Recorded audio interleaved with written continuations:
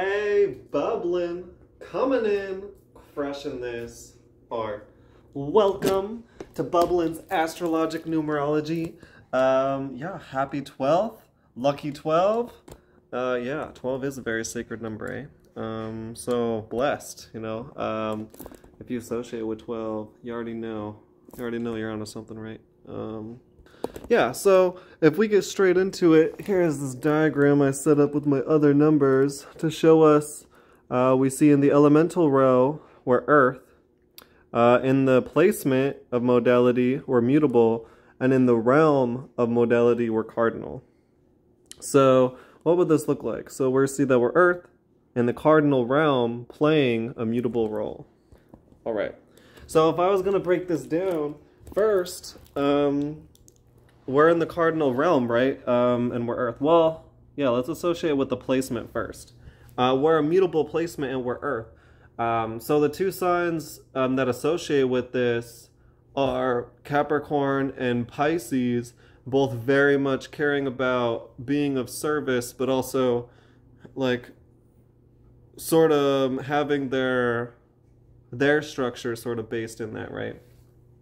Where what I have to give in the mutable realm, aka a Capricorn, is kind of a sign of trades in a way, like things that I can bring with me anywhere, right? Whereas Virgo is a little more consistent and a little more structured. Versus Taurus still wants to go sort of anywhere, but anywhere where I'm gonna go, right? It's still a little in the mutable realm, but it's so geared towards your taste.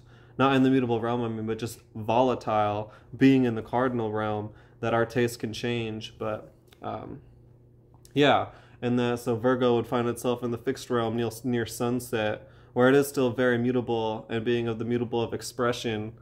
But sort of Capricorn has this sort of not being in the same place all the time. I need to have something I can rely on when I don't have my tools. So Capricorn and Pisces sort of have this ability of what do I always have up my sleeve, right? So the sort of developing knacks is a very good kind of understanding of mutable Earth, right? Because now we just have a bunch of different ways, things up our sleeve, in which case if we get caught up in certain scenarios, right? Mutable, right? The world draws us out. So yeah, personally, we really want to be of service, right, in any way that we can, but we're very earthly, right? So we start developing structures in which that we can kind of help out here and there with, right? Yeah. And now as being in the cardinal realm, again, the signs that would come correlate with this would be Capricorn and Taurus. So we have Taurus being the earth of ourselves, right? Our personal structures, being in this personal realm, and then Capricorn kind of putting you on the spot and kind of saying, hey, do it your own way, right? Kind of has this individuality to it, of being cardinal, right?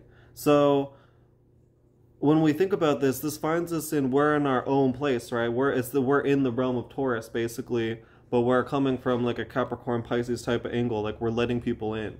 So this has very much of being in the cardinal realm, right? In my realm, in my house, in my mind, right? But Earth, to develop systematically, Earth has to do with developing structures that are fortunate, right? They're made of they're made of yin, so there's still a relatable quality. It's just not like water, really to relate about anything. It's like I'm in my space doing my thing, right? But I really want to let people in. We have this mutable quality of I really want this to be inviting, right? I really want this to be something that people can take part of, right?